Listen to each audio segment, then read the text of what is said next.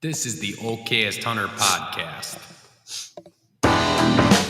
Never pass on shooter bucks, because that's just meat in the freezer. It's your tag, you hunt how you want. This is Okayest Hunter.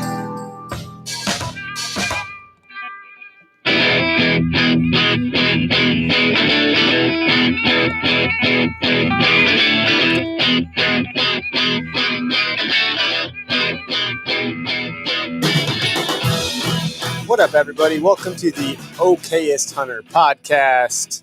We're in Wisconsin. Don't you know? Don't you know there? What do you know about Wisconsin there, guys? Oh, we hit the wrong button. There you go. What did you say, cripes? Cripes. Ah, cripes. Not again. Not again. Damn it, Bobby. Are you okay? Yeah. You're not gonna cough and shart again, are you? I'm having a like an asthmatic There it is. evening. I'm Here like it comes. I'm trying real hard to hold it back. It just keeps happening. But hey, everybody, welcome to the show. Today is Tuesday, December 7th. This is the Okayest Hunter podcast, also known as OHP. Yeah, I'm just having some fun right now. Trying to ease my way into it. Shout out to our partners, Backwoods Grind, for keeping us caffeinated. Use code OHP for 10% off. And cheers to Drop Time Spirits. I've switched up tonight, though. I'm drinking I can't pronounce it, Ashwaubenon or something. That's a county in Wisconsin. No, it's a town. Ashwaubenon.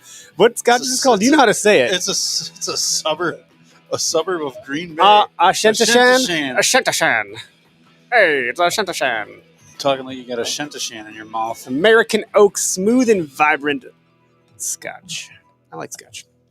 And, you know, Is that the equivalent to a duck fart? I don't know. Probably. Spartan Forge is our presenting sponsor.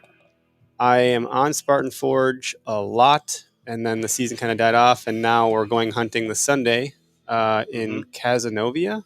Ish. Is that what it's called? Yeah, it's. Cazenovia. Mm-hmm. We're going to go participate in Doug Duran's Doe Derby. Wow, that's the 4 Ds if I ever heard them. Wow. Doug Duran's Doe Derby. Sunday. Well, actually, it goes from Thursday through Sunday. Yeah, We're so just going up on Sunday. We have in the Southern Farmland Zone, so statewide, and we have an antlerless only hunt that goes from the 9th of December to the 12th of December. Yep. So the 8th is the last day of muzzleloader season. That's all I got to say about that. And that's all I got to say Forest. about that. Forest.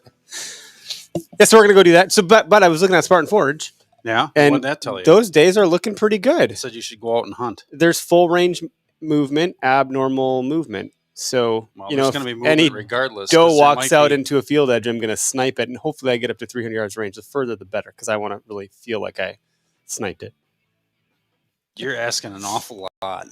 These are hopeful desires that if that's how it happens, I'll feel really badass about that. But Can you hold your breath? no, I can't. I can't No? even take a breath.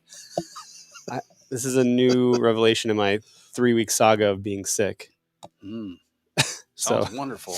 allergy-induced asthma. Forgive me, Greg. I'm all the talking today. We have a guest with us, Luke Oswald with Publicly Challenged. He hosts a podcast. So, Luke, how you doing? Pretty good, man. How are you guys? Good. Welcome to the show, right. man. Thanks. You mind our just idiotic intro over here? We're just tripping over ourselves, coughing into the mic. I like it. You got to be okayest at something, right? That's right. Yeah. If anything, it really is the Okayest Hunter podcast. We're really, okayest at everything. Yep. We definitely downplay things. We set the bar low, and we highlight failures. So if anytime we can fail, that's a highlight. Yeah, why not? I think you got to set the bar, expectations versus reality, find somewhere in between and match it with your skill level.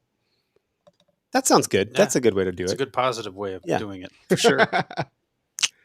Looks like Oak Tree Dreams is joining us. That's another mouthful. Oak Tree Jeans is what you were going to Oak call them. Tree Dreams is joining us. I'm saying that 10 times fast. They just put a buck down Yes, they did. in Vermont, Wisconsin. Vernon, Vermont. Something I with don't a know. V. You're geographically challenged, and they probably put it on there for suckers like you that would think that they shot it in Vermont, but Yeah. maybe they did. I Who mean, knows? Vermont has good stuff. That'd be a sweet deer, wouldn't it? It would. So, and you're coming at us from Illinois. Illinois. That is correct. Illinois. Greg got to learn about Illinois this past season a little bit. Certainly did. And Luke kind of helped me out on some things, so it was very nice of him to reach out and be a good guy. Greg, I'm just kind of curious though. When did you become like a trophy hunter versus an okayist hunter? All I can say is The trophy is in the eye of the beholder. Yeah, and when you pay damn near $500 to go down to the flatland, hopefully kill a big deer, and you don't see one, it's like, okay, if I shoot this one, then I that's one less chance at hopefully a bigger one. So I had higher expectations. I already put a doe in the freezer up here. Like, let's look for something big. And yeah, I could have shot a doe. It was a combination license, but And then you shot a buck in your backyard. Well, not literally, but no, I'm talking down there. No, I know, but then you ended up. Well, yeah, that was later on, but I had opportunities to harvest does down there. It was warm. We were kind of middle of the trip, and it's like, okay, if I shoot one, I got to give the head to the DNR, which is whatever. I don't care about that. That's part of the conservation effort. They want to know what's going on. But then two, where the hell do I put it? It's going to get warm and stinky in the back of my truck as I'm riding around place to place all across northern Illinois. I have no place to hang it. Super 8 Motel's really not going to be very happy with me if I hang it up in the tree behind their dumpster. So, yeah, I had really no place to go with it. And I wasn't going to try and burden somebody to, hey, can you let me hang my deer in your garage while I'm out gallivanting the countryside? So you could have asked me anytime. You could have asked me, but what I think you got to take a tip from the Westies there a little bit, and quarter it up and throw it in some game bags and put it in a cooler. Pack it up. Just leave evidence of sex on it. Then you're one step closer because you can't transport across state line either. Right, and so now it's just meat. Yeah. Yeah. So, and it's my first time ever doing an out-of-state hunt, and Illinois was where I went. And so there's some things that it was a learning curve. We also learned that half the properties we scouted were doe only up until like halfway through our trip down there. So it would have been a conservation effort to help the state of Illinois take some does off their property, but that's not what we wanted to do. I understand. You want to come after those big Illinois bucks, but right. So far I haven't been able to find them this year either. So yeah, I think I put on one day we hiked 10.5 miles, and I don't think I really did much hunting. I did more scouting and looking, and found some rubs, found some scrapes. Rubs weren't very big. The sign doesn't, it wasn't real conducive, and it was just starting to heat up. We were just starting to see scrapes. We were just starting to see fresh rubs and a little bit of grunting and chasing around, but it wasn't like years past. Our other buddy, Derek, who's usually on the show with us, he's like, yeah, man, this is the weekend. I've been coming down here for the past 3-4 years, and this weekend is like hot. It's always hot. And it wasn't the case this year, just the weather. You're a bad omen. Yeah, I was a bad omen. Okayest hunter, bad omen. No, I don't think it was that. It seems like there's a lot of factors this year that played into some strange things. Like I've noticed, it seems like they've rutted early this year, which totally weird. I've talked to a few people about it, even like a whitetail behavior expert, and he kind of agreed the same thing, that it really seemed like it was an earlier rut. The big bucks were chasing earlier and almost in a lockdown period by your, second week in November, first week in November. Sure. Which is not typical. And then the area you guys chose, though, they'd been hit really hard with CWD to the point where a lot of culling went on too. So it made it difficult to find a big mature deer on something that they've baited and culled a lot of it. So that made it tough. You picked a tough spot, believe it or not, because that used to be the mecca to go. I mean, that's an Eberhard buck, right? That area, but not so much anymore.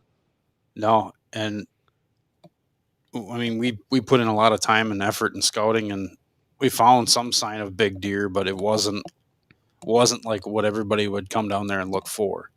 So, I mean, is what it is. We learned a bunch, Yep. and if and when I hunt Illinois again, it'll be further south, or or you and I hook up and we try to figure out a piece, and maybe we find 1 or 2 good bucks down there. I say come down and see me sometime this month. If you can make it happen, that'd be awesome. We'll definitely have to try and get out. Just make it a long weekend or something. Right. What's your you guys have another gun season coming up? Or so gun season is over other than muzzleloader, but you can actually bow hunt. I think there's I don't really pay a whole lot attention to it because normally I'm tagged out by now, but yeah, so I think it's either this weekend or next weekend is muzzleloader season. And then that's the end of the gun season until the very back end of the season, where anybody who's got an unfilled tag in any county that has an antlerless, or it used to be an antlerless, but now it's like an antlerless late season, so you can actually shoot a buck as well. And then they've got a CWD season too in counties that have CWD, so you can fill a tag then. Well, I think it's interesting that you're talking about an early rut. I saw that similar activity earlier than I expected it. My dad too, and a few other folks, and we talk to people as we're in the space, so we hear a lot, see a lot, we're paying attention to it. But then what I'm seeing right now is deer are shedding their antlers already. Does that seem abnormally early too? And is that correlated to an early rut? I don't know. I'm asking, just throwing it out there to see if anyone listening has any input on it. But I would be curious about that. Our other buddies from Illinois, the Whitetail Experience? Not Whitetail Experience. Oh, who else is down there? Whitetail Experience is in Ohio. Okay. Don't geographically challenged. Keep me away from anything that has to do with the state. Man, I can pick out terrain features. I can't pick out the states. Oh boy. Well, anyway, go on, Greg. I'm sorry. Whitetail Legacy. Oh yeah. Yep. They're Illinoit. Yep. Yeah, they're further south than what Luke is. They're a lot further south than me, aren't they? Yeah, and they found a match set already from this year. That's right. Ryan did. So Ryan did. Yep. Homie. Yep. So a big pair of freaking matching set. Yeah. It's a 140. Hopefully it was from last year. But Steph says working class too is down here in Illinois. We can't forget about them. But even in PA, like Johnny Stewart was finding sheds yesterday. Yeah, but maybe they're older. He said it was last year's shed. Okay. So yeah, but I have seen others like posting pictures of like who the hell posted the deer with the. There was like a buck bed, and then the antlers were right there in the bed. I don't think that was Whitetail Legacy. I think that was someone else. Yeah, but that's what I mean. I've been seeing more though. There's other ones. Well, another guy from up by Green Bay did. Oh, they killed. I saw a buck that was tagged, but its antler had fallen off right at the base. I don't know. That's terrible. Yeah, oh my God. I'd be like, no, you got to tape it on there. Can you imagine? And so the worst part about that is I've never scored a deer, right? Never really cared. Never had anything that I was like, oh man, I need to score that. It either looks cool or it doesn't in my book. But can you imagine chasing a buck, not getting it, and then going all the way into late season, shooting it, and it either falls down, drops, whatever, and now you can't even score it because the antlers have to be on the skull plate in order to score it. So you can't get an official score. That would be terrible for somebody who wants to do that. Yeah, if that's their life goal is to get one in the book, I mean, that's kind of a rough shake, especially, and it's the risk of taking late.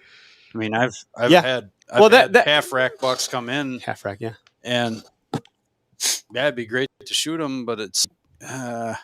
Well, and I think with a homie with Whitetail Legacy, he had said like, "This is a defense mechanism for this buck." He's like, "I'm not getting shot. I'm shedding these antlers. Like, no one's gonna shoot it." Well, they might if they think it's a doe, and at that point, I don't. Right? Do you take it as a doe? I think, yeah. I don't know. There's no antlers on it. I believe so. Like part of that late season is an antlerless season, and you can shoot a buck or a doe as long as it doesn't have antlers. So, I guess that would be considered an antlerless, or you could burn whatever tag you've got in either sex or whatever. Yeah, what pronoun is that deer using? Here we go. I'm not going down that path. It is a little comical. I identify as a doe now. Don't shoot me. Science is science. Just trust the science. That's just trust. what you got to do there. So You obviously host the Publicly Challenged podcast. Tell us a little bit about that and how your season's going, and then we can kind of go from there. So what's cool about being publicly challenged is with the hunting, fishing, and foraging, your season's all year round. So it's not just deer hunting or whatever. Anything from squirrels to upland game and rabbits and whatever. It's all fair game. And when you're publicly challenged, you need to be an opportunist because you never know what you're going to get or come home with. So, like a couple times last year and going out and it was weird. It was unusually warm and never got a deer, but I came home with a bunch of hen of the woods mushrooms, and it happened once this year too. So my first time out, I think it was my first time out on one of my favorite pieces of property. There was a big stand of oaks, some big river bottom oaks, and I was like, I got to swing by there, even if I'm not. Swung by there, filled up like 4 game bags full of hen of the woods mushrooms, and then proceeded to hunt. Didn't get anything, and I went home. At least I had something, so it works out. Yeah. On a side note, what are you doing with those to cook those up? Oh, geez, all kinds of things. That's not the big puff, right? That's something different. No, hen of the woods is in a puffball. Okay. Go ahead. Yeah. Luke. So hen of the woods, also known as sheep's head or maitake mushrooms, they grow in the fall. They primarily grow on oak trees. They have I guess it would be a mycorrhizal or mycelial relationship with the roots of the oak trees, and delicious mushroom, highly prized. You can grow it if you have cultures of it. You can actually grow it in an oak substrate and plant it in your backyard and wait like 2 years and you might get some. But it's more fun for me to go out on the public lands and find them that way. And then it's kind of like hunting, right? I got some pictures on my Instagram profile that actually show, and I got my bow next to it. And somebody asked her, like, what kind of hunting are you doing there? And I said, I'm an opportunist. So, yeah, but I'm surprised while I was down there how many no mushroom hunting but open to bow hunter signs I saw. Oh, wow.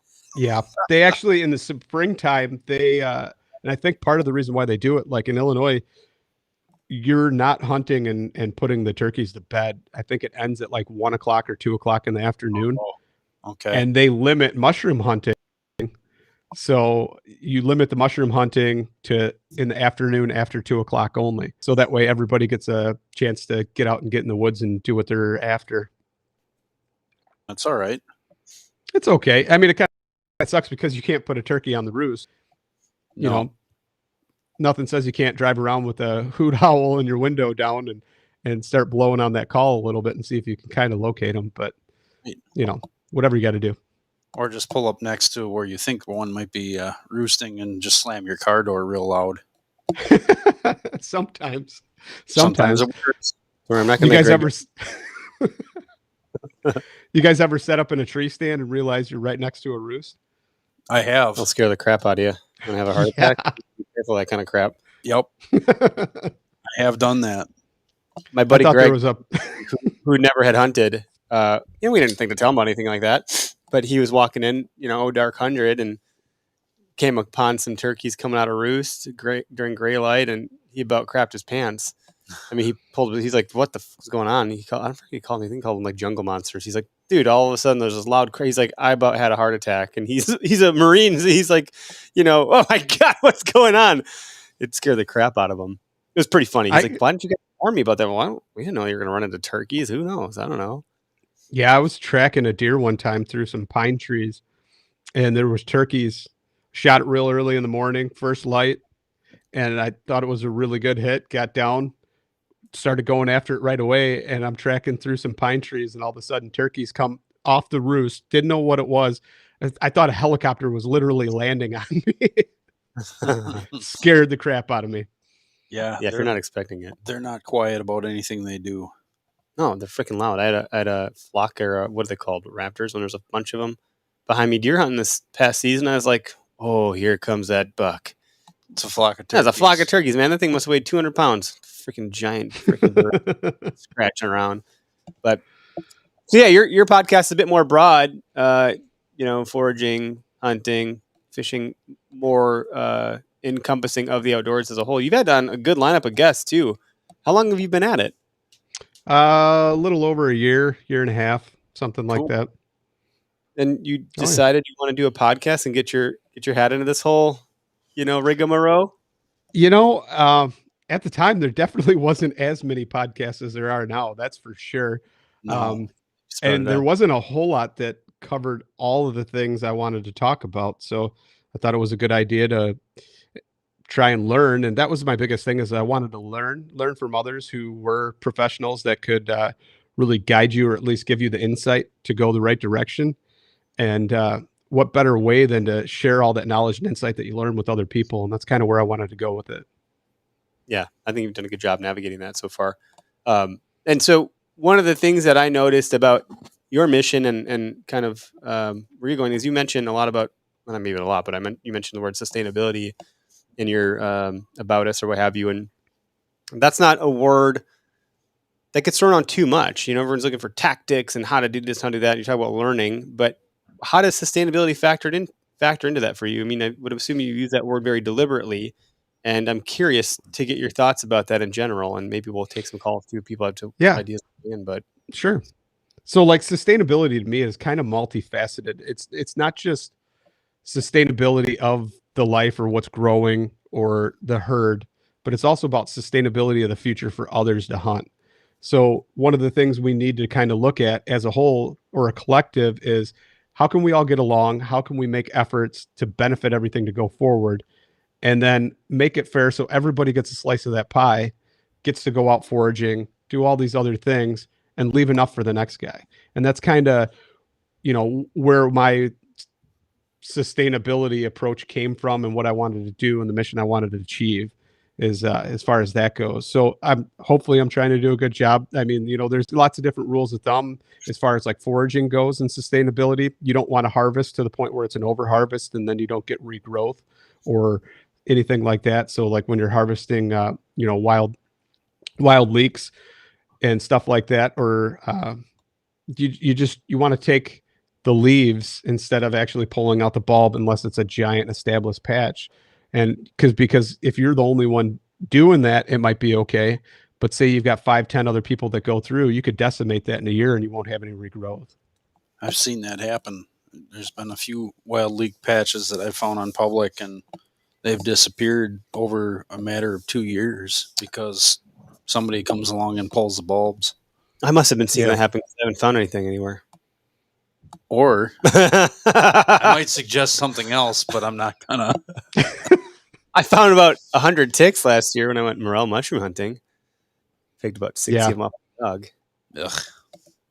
That was pretty terrible. No, but I like that approach. I like when you talk about, whatever's best for the greater good and getting along as an industry, if you want to call it that. It's a small world, and sometimes you can get this neck biting the head kind of thing happening when really we're all on the same team, more or less. And so anytime we can be posturing to help one another and be giving rather than, taking and overly competitive, when we're trying to do the same stuff, right? We're trying to educate, we're trying to inform, maybe we're trying to entertain, but we're trying to get the people that are in here some value. We're trying to add value for people that are considering this lifestyle, whether that's the gateway drug of bass fishing that gets you into everything else. That's how it started for me. Or, hunting with a gun that gets you into bow hunting, or, doing some more stuff like foraging or even trapping. That's a topic we haven't really talked about either. Yeah, definitely. I mean, trapping is something that I haven't really talked about either. And I think it's something that does need to be preserved because it's almost this tiny little subsect of the hunting culture that is rapidly disappearing. I mean, other than, big places where it's a large revenue stream like Alaska or something, but around here it's like almost stigmatic to where people don't associate that with hunting, therefore it doesn't really exist anymore. Or it's barbaric. Well, I think there's a lot of things affecting it. One, it's a change of the times, and people aren't seeing the need to do so. But it's a very effective way to kind of help control population of, Muskrats, or I don't know. muskrats, Invasive other species, coyotes. Well, they're not invasive; they belong there, but it keeps that ecosystem of theirs in check. But you got to look at it too. Rat prices when I was a kid, and I'm saying muskrat prices, I would get $7 a rat. and that was early 80s, mid to early 80s. And then that market crashed. But then it came back in the early 2000s, like when I was right out of tech school and working getting into the trades. I had a buddy in the trades that got me to come along with him. He's like, "Hey man, I trap. You want to come with and you want to learn some stuff?" I'm like, "Yeah, my dad used to muskrat and coon trap, but it was all, conibears and long springs. He didn't do all the stuff that my buddy did with live traps and some of the other cool sets that he did for beaver and whatnot. So I'd never seen that. So yeah, let's go do it. So we did, and rat prices in those couple of years were back to $5 to $7 a rat. They came back, and so I was out there helping him run trap lines, and then he showed me. I didn't have my trapper safety. I didn't have time to take it, but legally I could harvest coons or trap coons with live traps. So he showed me how to get real crafty with live traps. So I have a ton of confidence in how to trap coons and what baits to use and what not to use to get specifically just raccoons and not skunks. Something else, right? Yeah, skunks or possums. Possums will bite on anything, but cats, keep cats and skunks out of the trap. So, and I just learned a lot. And then muskrat trapping. You want to become a better hunter? Take up trapping. And I'll tell you why. To be able to be effective as a trapper, you really got to assess all the details of what you're trapping, the whole environment. Like you look at a ditch alongside the road. Okay, it's a ditch. And you look around, and if you know what you're looking for, you'll know, yep, mink run here. Muskrats will be out here. They dive under over here. If you feel underneath the grass, you can feel their path. And holy shit, look at that. You can feel a path down underneath the grass in the water where the muskrats come in, and there's this hole. Place trap here. You learn how they use their environment, just like you see whitetail using transition lines. Yep. Pinch points, funnels, terrain features. Yep. All that. It's very similar, but in a smaller way, and it's a bit more intimate to be able to get down on their level and feel around. Their range is a little bit smaller. Yep. There's more of them. Yeah. Exactly. But it's a really awesome way to hone your skills is to get out and trap. And I'd love to do it. It's very time consuming. I mean, my buddy Terry ran 100 traps, and that's over probably, 4 or 5 ditches. Just God, how the hell do you remember all of where that is? That's a whole different topic. But I went duck hunting a couple years ago. Another great way. With a friend. First time ever. Really cool experience. And on the way out, there were guys trapping muskrats. And I think they had 70 in the sled or whatever they had. Yep. Right? They're just piled on. I'm like, wow, how many is that? They said, only 70. I was like, wait, what? What do you mean only 70? That looks like a shit ton of muskrats. It's a lot of muskrats. It's a lot of work, especially if you're going to... But they said only, which is like, how many do you expect to get? That seems crazy. If they've got that whole marsh set, maybe they've got over 100 traps set out there, and they're all tagged and flagged, and they know where they're going, and they know where they've put all their traps. That's a lot of work, and they're expecting a pretty big bounty. I mean, if you can look out over a flooded marshy area and you see rat huts everywhere, you should be in the money pretty good. So if they were expecting 100 rats or 200 rats or whatever it was, 70 isn't a lot. It's still, they put forth a lot of effort to get that 70, and then they're going to have a lot of work on the back end by you got to work with all those animals. You're skinning them out, you're stretching them, you're drying them, and then you're getting them ready for market, and then you got to take them in and sell them. Luke, it sounds like maybe your next guest might be a trapper. I think so. I think definitely has to be. Maybe it might be Greg. I don't know, man. How much more can you clearly? I'm just sitting here and I'm soaking it all in, man. It was an awesome experience, man. I've had a little taste of just about. I don't want to say everything. I mean, I'm not experienced elk or Western hunting per se, but you're a Midwestern, outdoorsman. You're a woodsman. I've done some trapping. I've done a ton of whitetail hunting. I've done upland. I've done, with grouse with my dog, and then pheasants. Did a ton of pheasants, rabbits, squirrel, duck and goose, layout hunting for geese. I've gone to Illinois to snow goose. I've gone to South Dakota for snow goose. I've got to experience a little bit. I haven't been super successful at everything. There's only so much time in a day or a life, That's true. If we could retire now and go hunt and fish the rest of our life and keep our significant others happy, that would be ideal. But that's not how it goes. Meat Eater did an episode, and they've done plenty of episodes. I haven't watched their latest season, but I think a couple seasons ago they did one where they did beaver trapping, and I thought that was pretty cool. I didn't realize beavers are that damn big. Yeah, that was a pretty neat episode, and he picked up some pretty cool stuff with my parents' property up north. We had a guy come in. He wanted to trap beaver, and us and the neighbors gladly let him. He took 3 60-pound beavers off. 60 pounds. 60 pounds. That's bigger than my dog Ed. They're massive. Well, maybe not, but you close. should have seen all the it's about trees as big they as were Ed. taking down. I mean, they were taking down, maples and anything that they like to eat. They were taking trees down that were 12 inches around. That's nuts. Yeah. Yeah. That's actually one of the trees that I had marked. I had the tree marked on my base map, and I was going to get set up, and the tree wasn't there anymore. And I was in the dark trying to set up, and I was like, where the heck there's like 4 trees in this area. And I know that I was going to get in the middle one, and it wasn't there. And I'm like, where did they go? And I look around, and then in the daylight, as the daylight's coming up, as I said, about 20 yards to the east of where I was supposed to be sitting, I look and I see a beaver had taken out those trees, and some of them were, 12, 14 inches in diameter. And I was like, holy cow. I mean, they were just clearing the land. And I mean, granted, they are the stewards of the land in a way, but it kind of made me mad because I didn't know where the heck I was going to set up.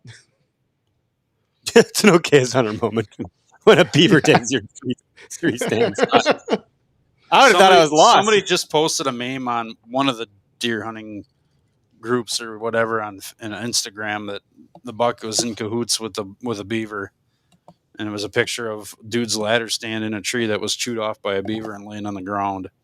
Oh yeah, that's perfect. Mm-hmm. Jeez, with the stand in place even. How's this? I can't eat this metal crap. Yeah. Wow. Illinois sustainability to the tune of like being a good steward of the land and not taking things from the root if you can. What else? What else can you tell us about that? Anything in particular that comes to mind, or do we want to switch gears here? Whatever you want to do. You want to talk about more sustainability, or you want to talk about I got part of the stewardship? I got something too, but you go ahead. What's your favorite fish to catch? Favorite fish? Honestly, bluegills. Yeah, Bluegills. looking for a good bluegill. Sweet, Oh, yeah. sweet meat. You get some big fat bluegills, and there's nothing better. But I will say there's a dude up there in Wisconsin, kind of by you guys, that I've been wanting to go out and go out with the guy for a while and just never made it. But he's catching Mr. bluegills. No, it's Brian Zubke, I think. Yep. Big, I actually big know B or something like that. Well, maybe you and I need to talk because I know a lot of that water that he fishes, and I'm not far away from one of the better bluegill lakes in the area. Yeah, I don't know if you follow Greg on Instagram, just Greg Tubbs, but he catches big blue. You might want to tell people this, but you catch some big freaking bluegill. Yeah, I want a paper plate size bluegill is what I want. That's my goal. That's my goal in life. Well, see what's going on in May, June, and see if you can make it up here. Absolutely, I'd love to do that. That'd be awesome. But yeah, eating bluegills is probably my favorite. Okay, my boat's big enough to fish 3 comfortably. 4 or 5 is a crowd. Understand. In your boat. Oh yeah, you should get out once or twice a year. Lake Michigan. Did you get out Lake Michigan all this year? Mm-hmm. I got out a couple times. I got Derek and Dave out. That's right, with Kevin. I just couldn't find time to go with you. Then Derek and I made it out one morning too. That's a big lake. Yep. Well, I guess what I was going to go with something different other than fish, but I don't know. I actually am asking both of you guys this because I'm just curious, and based on what we're doing this weekend with Doug Duran and stuff, I'm curious about the relationship between sustainability and conservation, and like what the difference is there. So to me, a lot of times, so a conservation effort is for the greater good of the herd, right? So when you guys are taking those does because it's abnormally large or a boom for a couple of years or something like that, you want to bring that number back down to where there's enough feed for all of them to, 1, make it through the winter, 2, have health for browse and everything else, so the plants don't get decimated by all these things, and these days, unfortunately, the CWD, right? We want to keep those numbers at a lower population so it doesn't spread as easily. And that's a hard thing for, I think, a lot of people to accept, for a lot of people to understand, grasp. I mean, it was hard for me. I mean, in the county I live in, there was a point to where you knew if you went down this one road that's not too far from where I live, you were guaranteed to either see a deer or hit a deer. Now, you could look at it from an insurance company standpoint and say, oh, well, the insurance companies want all those deer killed so that way deer vehicle collisions are down. And that may be the case. But at the same time, if your population density is that high, especially in a small concentration of a certain area, the likelihood of spreading that CWD is huge, especially when you have hot spots, kind of like where Greg was actually hunting this year. So it makes it tough. It's a tough thing to swallow, but sometimes you got to look at it from the aspect of, do you want to preserve this herd to where, CWD doesn't spread as rapidly and maybe not affect other areas. So you can think about other people too.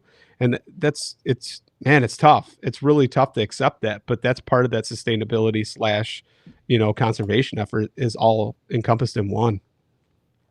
That's a great answer. And honestly, that's the other reason we're going up there too. That area is a hotbed for CWD. And like my wife's dad grew up in that area, in that exact area where we're going to be going. And it's funny, like they've always had a lot of deer, but I don't know, probably within the last 10 years, it's nothing to drive around any corner near a hayfield and see a dozen does standing. I mean, we've had just take a drive up there and go see the old family properties, and one side of the property might have 20 does running around in a field. You don't see one buck. You go down the road another mile, you'll see another dozen does.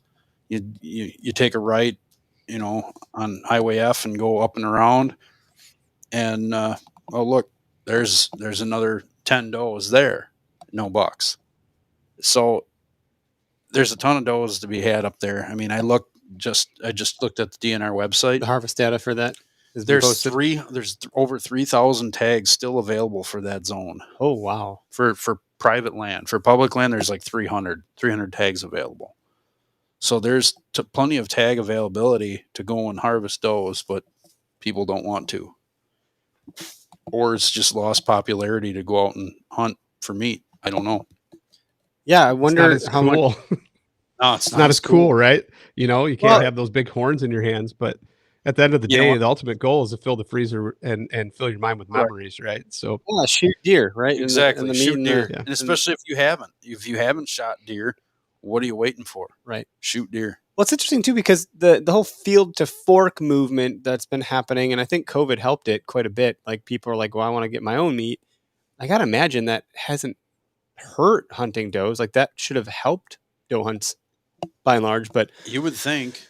I would think, but maybe there's not data to support that. I'm just going off of speculation. This is very subjective for me. I don't have any data to go off of, but every zone is different, right? Just like your story is different than mine. Yep. You are the way you are because of your environment.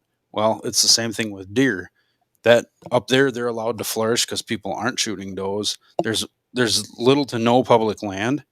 It's almost all private, and people they're burnt out with letting people on their land and getting totally bent over on people in there. They trash the place, or they let people on there. They don't shoot any does. It's not even so much that, or they're just bad hunters or whatever the case may be, but they've really messed it up for other people. So, people are guarded about letting, strange people on their land.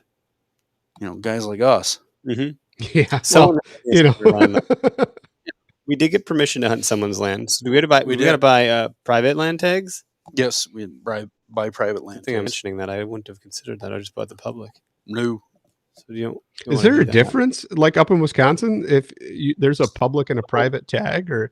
Yeah. Well, so when you figure out what area you want to hunt in, say it's Dodge County, for instance, you go to buy your tag, whether you're resident or non, and you automatically get, for my area, automatically get 2 doe tags. So your buck tag is good either or, public or private, doesn't matter, statewide. Your doe tags, that's what they're trying to monitor. They're trying to monitor that doe harvest. So they say, okay, what county? You got to select the county you're going to hunt does in. We'll say Dodge County, doe tags. Oh, yep, you're allowed 2. Public or private? Private? Oh, well, we'll give you 3. Oh, public? Well, you're only going to get 1 for that county. So they kind of have a way of checking and balancing all of that. Part of it's data too. I think they want the more they segment that, the more they're going to have clean, accurate data. So if you're being honest and you are hunting private or public and you're purchasing and denoting your tag that way, then that gives them more, what I would say, clean data to analyze after the fact. Right. Which is good. The better the data, the better the understanding of what's going on with the... Right. And they can go look back and say, you know what, last year we probably took too many does off of public land. So this year maybe we'll allow you to take 1 doe off public land. And I've seen that change. I've had years where I've gotten 3 doe tags for public, and the next year it dropped down to 2 or 1. It changes. Yeah, and I mean that's all about, once again, the overall health of the herd, right? Creating that healthy balance and allowing you and using that harvest data, which I think is super, super important for people to actually report them, be honest about it, let them know where you got it. The guys didn't even want to take a sample of my deer that I got this year because it wasn't in an area that was highly affected by CWD or anything. And I was like, well, you can if you want. And they're like, man, no, it's okay. And I was okay with it because it wasn't really, there was a lot of people checking in deer. And what's cool is, so you think like last year impacted and stuff, or you would assume anyway that last year impacted harvest numbers and there was a higher harvest number and things like that. But this year we're actually 10,000 ahead so far or something like that for harvest numbers for gun season, which is kind of weird because you talk to a lot of people though, and they're like, I haven't seen anything. Well, people have to be seeing deer if they're killing, 10,000 more or whatever, but right. Where they're seeing them or finding them, or the age class maybe might be different. I don't know. I guess time will tell with that, but it's kind of an interesting dynamic that I haven't really seen before, that, you talk to everybody and they're like, no, I'm not seeing deer. And even myself, I had deer on camera and I had big bucks cruising October 15th through like the 25th. And then they disappeared. They disappeared. And I've tried to find them, and I had one skirt me, and I'm like, oh, well, I don't need to worry. I'll see him during the rut. And I think that may have been the rut, and I just might have missed it. I don't know. Interesting. Well, it seems like, our numbers were down for this state. Well, we're down in participation with gun, though, too, but we're up in participation with archery if you look at it. But harvest numbers are down. The harvest numbers are down for both, or they're down for... Down as a whole for gun. For gun, yeah.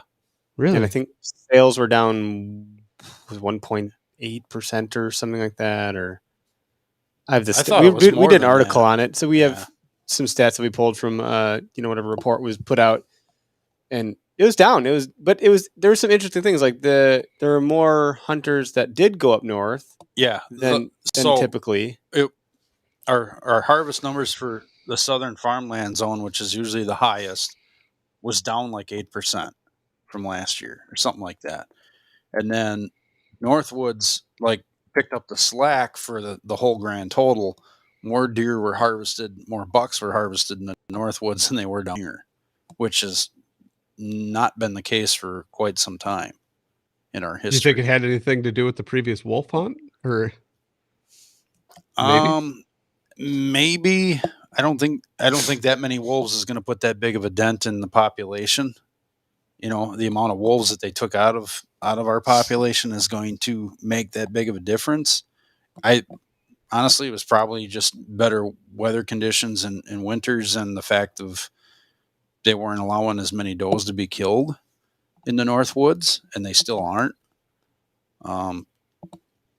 It was saying, I pulled an article, but what I did grab for preliminary stuff, it was 2021 harvest numbers for gun were down 14%. 14%. And then the opening weekend registration the licenses were down 1.5%.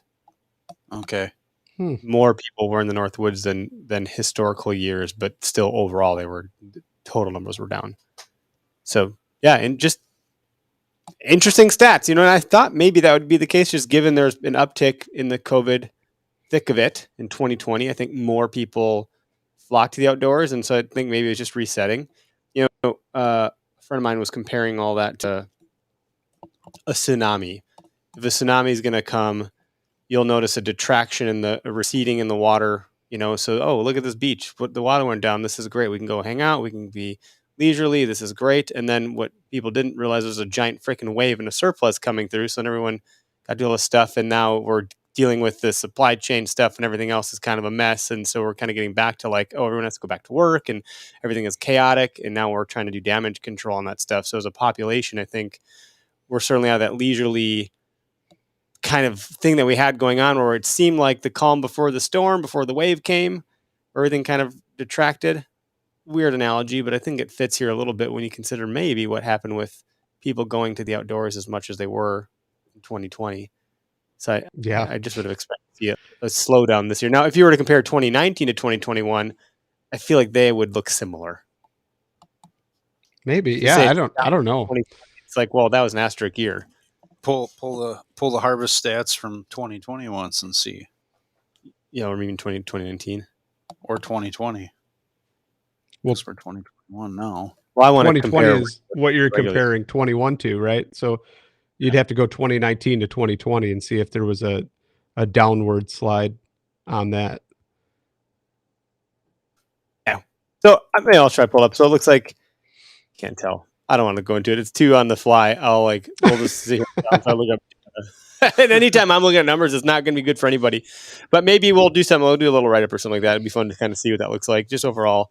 And I wonder what it looks like as a whole for the U.S. I know the National Deer Alliance puts out harvest reports across the country for each state. So when theirs is done for this year, when it's 2022, and we look back on 2021, that'll give us some more data to go off of, some more intel, and that'll be accurate, rather than the OKS Hunter podcast trying to spit out numbers.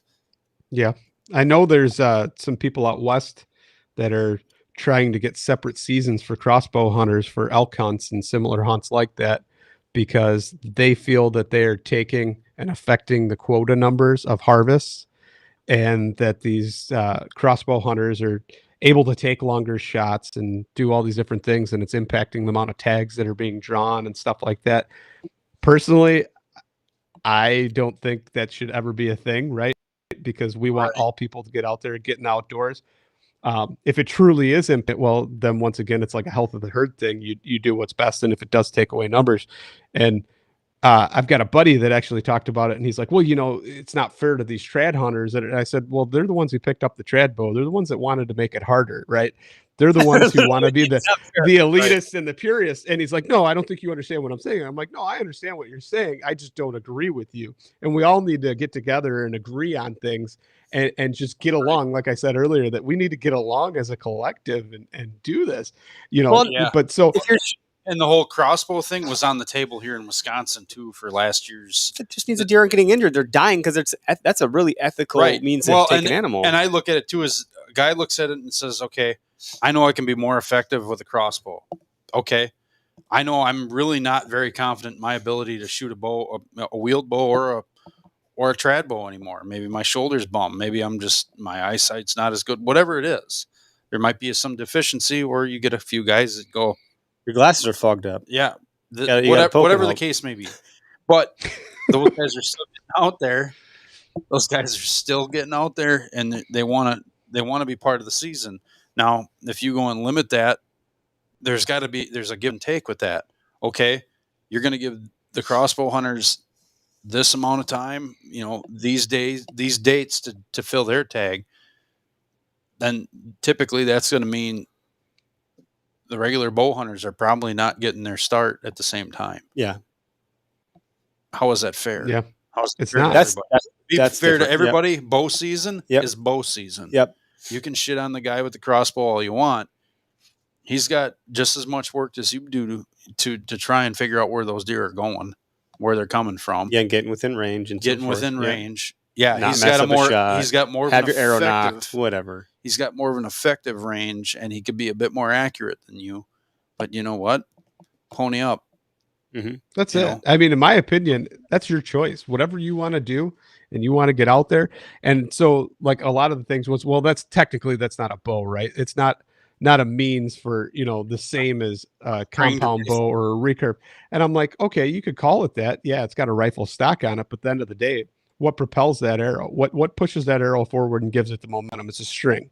And it's a limb of some sort. But even if that is the case, you still have to think about an ethical shot when you're doing it to kill that animal. It's not a rifle at the end of the day. And it has to be thought out, and you have to determine where you're going to hit that animal and make sure it's a good shot. So either way, to me, it's, one form of ethics or another. And we went back and forth for probably about 4 or 5 days. And finally I was like, it doesn't matter. You're never going to change my mind.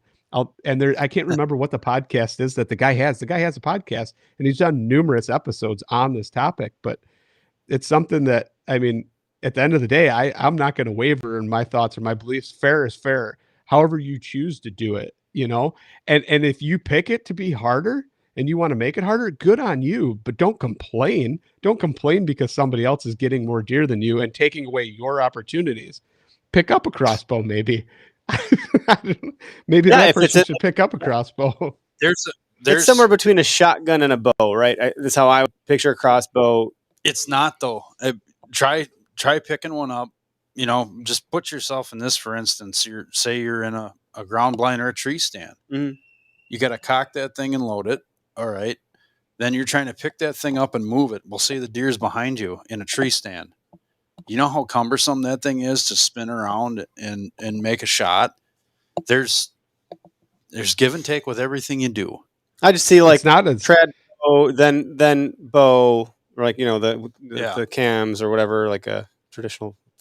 When you're talking distance and accuracy, yes. Yeah, that's kind of the way I'm thinking. And you're talking like comparing to a gun, no, because I can shoot something at 300 to 400 yards with my rifle. That's not a crossbow ever.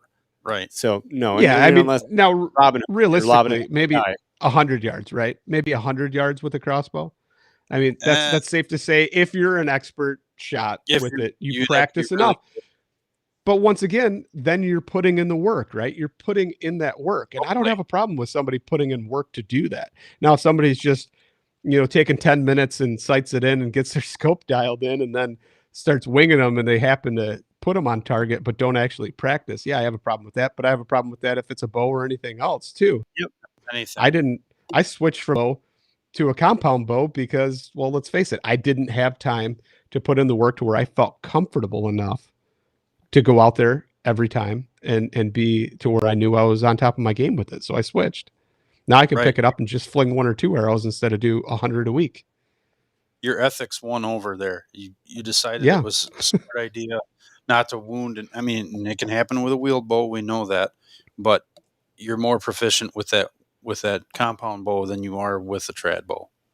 Yeah, absolutely. And I made that choice, right? And if people want to make the choice to make it harder on themselves, then guess what? Pony up. Yeah. Good stuff, guys. These are just common themes that are talked about throughout the space, and everyone's got strong opinions, and that's fine. It's a pretty convicted group of folks as hunters. We're a bit of a different breed than a lot of other people. We choose to sit in the woods in sub-degree temperatures for hours on end in the hopes to shoot a whitetail. So you're going to get some hard-edged people that are going to have some strong opinions you're going to brush up against. That's the way it is. It's okay. We're all humans. But again, we're on the same team here as a collective that we enjoy this stuff. We enjoy getting out there to do that. So whatever means you're going to take to do it, as long as you're being ethical and following the rules and the regulations, do whatever the hell you want. Yeah. Do whatever. I think one of the biggest things though is not only just, and it seems hard, and social media makes it to where everybody can be an elitist or a purist and do their own things and kind of you could do that. They can appear that way. Right. But everybody needs to come together on that. And not only that, but you need to get all these foragers on board. You need to get anglers on board. We all share get trappers and share it. You need to get everybody together because it's something that we've already seen it. If you look at Washington, they just lost their spring bear hunt. I mean, it's a real thing, and it's way more commonplace than we ever think. And if we don't do something to get together and stop arguing about petty stuff and put aside those differences of whatever we are, we're going to lose more than we have ever lost. What do you think? Yeah, what do you think the enemy's going to do when there's infighting? You know, if I'm going to go flank up on some army and they're all fighting each other, well, then it's a freaking free play. It's like in football when they get, pass interference, free play, baby. You know, they're oh well. So yeah, if we're too focused on fighting each other on dumb shit that it's splitting hairs by and large across the board, then it's more. I don't know. There's more room for the enemy to get in there and do what they do, get a foothold, then remove the shit, pull the rug out from under us before we ever even realize what's happening. There's plenty of examples out there, but New Mexico just lost. There's a bill in legislature that was passed to ban trapping on public lands down there, and a lot of people. I know a ton of people that trap on public land around me. One thing about the economy and walking around bear hunting, like someone's getting paid for guide services. What about all the dogs? Is there dog hunting with the bears? Like what happens to all that? There's an ecosystem and economics in play here too that is going to hurt lives. Not to mention it's going to take away our way of life, the thing that we love the most, if that ever goes away. So yeah, that's another big topic too. Certainly. And there's folks that I think are doing a good job trying to keep things in place, but we as a collective have to do a good job of just being kind to each other and just chilling out about certain things. Like, I don't care how much your tree stand weighs or if it's a climber or a hang on or if it's a saddle. Right. Calm down. We're all in a tree, aren't we? Like, I don't care how you climb the damn thing. Use your weird ground. Whatever. Yeah. So, but yeah, it's good. I'm sorry, I might have butted in there. I couldn't tell. No, I was just gonna say, let's lighten it up a little bit here, and why don't you share your okayest hunter moment with us and see if we can lighten the load. Yeah, for sure. So there was a spot that I saw online that I've e-scouted, and I knew there was deer there, but I didn't know how to get there. And there was water access, and you were allowed to access it from the water. But I didn't have a boat. I had a kayak and couldn't strap my bow. My kayak is a sit-in kayak, so you get in it. I couldn't strap my bow and everything else that I needed, a tree stand and everything, to get up into a tree and have all my equipment. So I got the bright idea that I was going to borrow my buddy's kayak and tow it behind mine. And seemed like a legit idea until I get out there and realize that there was some rains a few days before. And it made that water really swift moving. And I contemplated in my head, maybe not go, right? And then I thought, you know what? No way. I'm not going to let this stop me from getting in there and maybe kill one of the biggest deer I've ever killed in my life. So I get in there, I shove off. Actually, one of the boat launches was frozen over. And there's a guy that lived there and he goes, "You going out kayaking?" I said, "Yeah." He goes, "You're going to have a hard time getting through that ice." I'm like, "Yeah, probably." So he goes, go over here a little bit further down. There's another launch you can put in. He goes, "Just stay on the main body of the river and you won't have any problems." I'm like, "Okay." So I put in and I'm like, "Man, this isn't too bad. It's real easy, right?" I'm just kind of paddling along. I get to my spot. Are you going downstream? As I get there, downstream. Yeah. Yeah. Didn't even think about the fact that, it was easy getting downstream, but that water's moving pretty quick. Didn't care at the time though. I wanted to get there. I wanted to hunt. Mind you, this is an afternoon hunt too. I didn't mention that. It sounds like a big river. It's actually not a big river. It's real windy, and so the river actually picks up speed in some of these turns. But anyway, so I'm paddling along, get to where I need to be. Soon as I get out of the boat and I start pulling it up onto the bank a little bit, boom, spike buck runs by me. I'm like, "Oh, this is awesome. Hurry up, get all my stuff." 2 does run past me. I'm like, "This is crazy." So then I get up and I see another little buck, little forky buck. And I'm like, "Okay." So I go and I get my decoy and I'm walking with my bow and my decoy in my hand. And I didn't plan this out too good either, because I didn't have an arrow knocked yet. I've got my bow in my hand, decoy, and I'm holding the sticks that you put in the ground with it. And I'm there, and all of a sudden, this little forky starts looking at me and putting his head down. And it's another buck, but he's about ready to start charging this other buck. And I'm holding my phone trying to video him. And I'm like, this is crazy. This is awesome. I need one of those things that go on my bow that you can actually hold and shoot. Come in handy a couple of times. But so that thing goes on for a while, and then I start thinking about it. I'm like, what if he did actually come at me? What am I going to do? Stab him with an arrow or something? But so I get up in the tree. I hunt the rest of the day, waiting on a big buck. Get back down. It's dark now. I get all my stuff packed up, and I start paddling out. Well, on this little inlet I was in, it was fine until I get to the main river. And I paddled for 45 minutes with just a headlamp on for 45 minutes. And I got maybe a few hundred yards because I was paddling against the current. And I'm looking around and I'm like, I know there's a dam. You lose all your ground. If you I did. Lost those yards. It was paddling so hard that I thought my arms were going to fall off, but I knew I had to keep going. And finally I hear a hum of a motor and I'm like, oh, thank God. And this guy comes along and he pulls up next to me and he goes, what are you doing? And I said, I was out deer hunting. And he goes, are you kidding me? Like, what were you thinking? And I said, I was thinking I wanted to get to a really good spot and I got there. And he goes, so he gets out his phone and he snaps a picture. He's like, I got to show people this. And he goes, to be honest, like, I'd have a hard time. If you would have had a big buck in there, I don't even know if I would have helped you. I would have just let you go because I would have been jealous of you. But he was joking, of course. And he told me back to the boat launch. And I said, man, I'll pay you whatever you want. I'm so thankful you could do that. And he goes, you know what?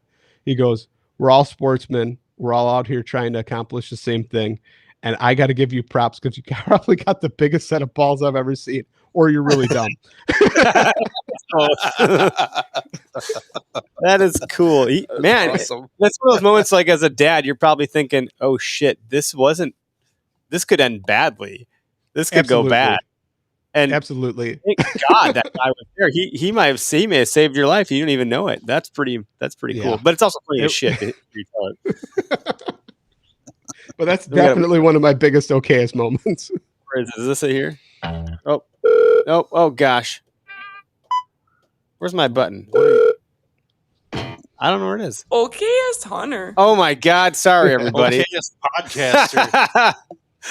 I got all these buttons. I don't remember which one does which. I don't push them that many. I only push like a couple usually. Yeah. Well, I meant to just make that a nice okayest Hunter sound effect, but I botched that just as much as you did in the kayak. But that double one hung on there for you, didn't like loop around or fill up, or your bow is safe. Obviously, you had it the whole time. Yeah, you know what? At one point, I almost thought about cutting that loose to see if it would help me get to shore. Sorry, dude. I'll buy you another one. Buy a new kayak, buy a new boat, buy a new stand. I didn't care. I just wanted to get to shore, and I was stuck in the middle of the river. That's it was rough. Bad. Yeah. I've only ever done. Well, that's not entirely true. Up till last season, I've only ever done canoe hunts, but I've always had another person with me because I was like, no way I'm paddling a canoe by myself if I don't have to. It's a bigger vehicle in comparison to the kayak, and you get one oar on a side at a time, rather than the kayak. You can really kind of, do that whole whatever I'm doing with my hands. Yeah, kayak paddles are different than canoe paddles. Yeah. But I hiked up that river this last season. I thought that was pretty neat. And for the second oxbow I got to, I had a doe. I was like, kind of like, he was like, holy shit, this might actually work. There's a freaking deer right there already. And I've barely even begun. So then, at that point I was kind of loud crashing through stuff. I cut through the first oxbow because there's a blowdown in the river there. And then that doe was like, whoa, what's this? And she did the white head wobble and she stared at me for a while. I was like, this ain't going to happen. I'm not going to shoot her. I can't. She's too locked on me. So that was kind of neat. Eventually I just said, forget this. I'm done with the staring contest. I'm going to keep moving on and let her run off. And so then every oxbow I approach after that, I arrow knocked. I'm like walking like an Indian through this river, thinking I'm gonna freaking slay a buck right here in the water, chest deep. It didn't happen that way, clearly. So, but it could have. But I gotta say though, like water access like that is amazing. I mean, 1 scent control, 2 the stealth approach to get into where you're going. I mean, the only thing like I've noticed with like since then I've switched to a canoe with a square transom on it and an outboard, and now I don't worry about that stuff too much anymore. And I could really get into where I want. I thought about getting a boat, but sometimes with rivers get low and creeks, and you could take that canoe just about anywhere and go in about 3-4 inches of water. It's definitely a game changer for sure. But I mean, just so many things about water access make it amazing. But I have learned that placement of where you put it often can affect, because like this year I had some does blowing, and I don't know if it was the sun glaring off my outboard or they smelled the gas, but they were approaching towards me, and they must have caught that crosswind, and they were out of there in a matter of seconds as soon as they smelled that boat. So you got to kind of be really aware of where you put that boat. Maybe a trolling motor, a high-powered trolling motor on a canoe might be. And you got the weight of the battery. Weight of the battery, Unless you go stealth, with you're quieter. a lithium and battery, which will cost you as much as the canoe does. when I took the canoe down this one, there's another guy or two guys coming in a boat with an outboard, and we heard him come for a long time, but they were going exactly where we were going, and they were like, "Props, you guys beat us here in a canoe, so it's yours." Yeah, And we that's awesome. a real nice buck, and he never came. The buck never came back, and I was actually almost thinking for half a second, like, "Shit, these guys are going to continue upriver. Maybe they might bump that buck back towards us." So now I was like pretty jacked for that entire sit. Like, this could happen, and this might work in our favor that these guys showed up, and it didn't. But as far as I'm concerned, the buck never showed back up. He was gone. He worked his way on some private land and said out of here. But when he bumped up, when we were turning the bend, that was another lesson of like, you got to be really quiet. Every oxbow is an opportunity to shoot a deer. And here in Wisconsin, it is perfectly legal to shoot them from the canoe if you can pull it off. And it would have been awesome. a 10, 15-yard shot. I've looked this up in the regs. It is totally doable. How you go about retrieving that deer, depending on what property it's on, is a different story, but you can definitely shoot them that way. If it's a non-motorized is the catch. So I think gas powered or motorized, I don't know how far that goes into the definitions of like a trolling or not. Motorized regardless. But we were full paddle. We had no motor in the canoe or anything. And that buck stood up. He was big. He was really big, and he got the hell out of here. So I think at that point we were hunting fairly late. There was snow on the ground and stuff. And it was, I think he had been pressured pretty heavily to this oxbow from a lot of other hunters on the piece of public that were accessing it from the parking lot. And so then he's getting it from this side. And I think he's just like, man, that buck is, I think he was just at his wit's end or something like that. He was trying to hunker down, and he couldn't even get a spot over there. We bumped him up. But if we had been quieter and ready, if you'd be at, not necessarily full draw, but if you're like ready to be at full draw around every turn and quiet as a mouse or quieter, you might have some real cool shot opportunities at something if you can pull it off. Standing in a canoe, though, you'd want to have like a flat bottom or something. Yeah. Well, that's like things that that's like the canoe I've got though. It's relatively wide and semi-flat on part of it because of the square transom on the back. You actually can stand up in it. In fact, last year, the buck that I took it. I used that canoe to get in there and had to push pull because the water was so low. Every morning, push pulled in there to a couple different spots, got in there, got set up, took them. It's real cool. I actually got a picture of them in the boat, taking them out. That was like a goal of mine, is to get a deer in that boat. But from now on, I think I'm not going to drag deer anymore. To me, it's crazy. If I can put on a pack, I've got a great full frame pack that I can just put that deer in. So I carried a whole doe out this year, and I kind of plan on doing that from now on because it just makes life so much easier. Sure. Yeah, dragging a deer's a lot of work. Mm-hmm. It's a grind. But oh no, that's a good story. You're right for sharing that one with us. It sounds like you got more. You'll probably be back on here at some point in time. We're not going anywhere either. And if you want to hunt up here with us, getting a tag for Wisconsin as an out of state, I don't think is too expensive. No, not like us going the other direction. So you ever want to hunt with us, we'll find some property to put you on, and we'd be happy to have you along for any hunts. Yeah, you bet. I think the first timer don't they give you a big break or something like that as a first timer too? Yeah, nice. They do. They give you a really nice break on a tag here. That's for sure, man. Yeah. How do people find your podcast? Where can they find you? You can find me pretty much on any streaming platform: Spotify, Stitcher, Apple, whatever, iTunes, podcast, all that good stuff, Amazon Music, YouTube. You can find it, and on Instagram at publicly_challenged. Cool. I think there's a Well, Facebook thing too. It's not really my jam, but yeah, I think it's out Yeah. there. most folks are in most places. You want to be, meet people where they are, and people use different platforms for different reasons. So we're similar to you there. But and a Also, lot. one Oh, go ahead. one please. thing, real quick.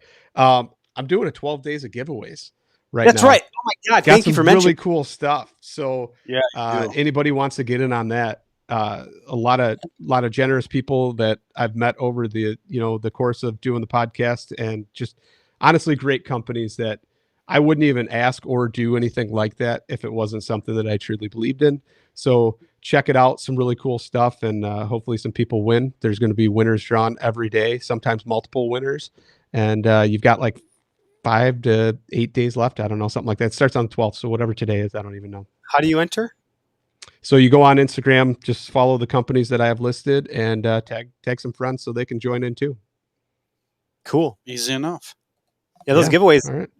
they're a lot of work. I'm aware. We tend to forget them. So Just a few. it's hard. You got to you got to talk to a lot of people. You got to pony up some cash in some cases. Not everyone's giving away things for free. They'll do it for cost or discount. But then you got to keep track of everyone that tags people and write it all down. And there's a lot you got to do there. So thanks for doing that for everybody, especially on the holiday season. That's pretty great. And you're right. The prizes are some are pretty damn good. Yep. All right, man. It's been good. Keep in touch. We will. Absolutely. Well, it sounds like we're going to be doing some hunting at some point together, but we'll end the live broadcast. Thanks everybody that tuned in, commented, and shared in the commentary. No calls came through. It's totally fine. We didn't have a lot of room for calls. Conversation was flowing real nice, and this will be posted this evening. So stay tuned. See ya.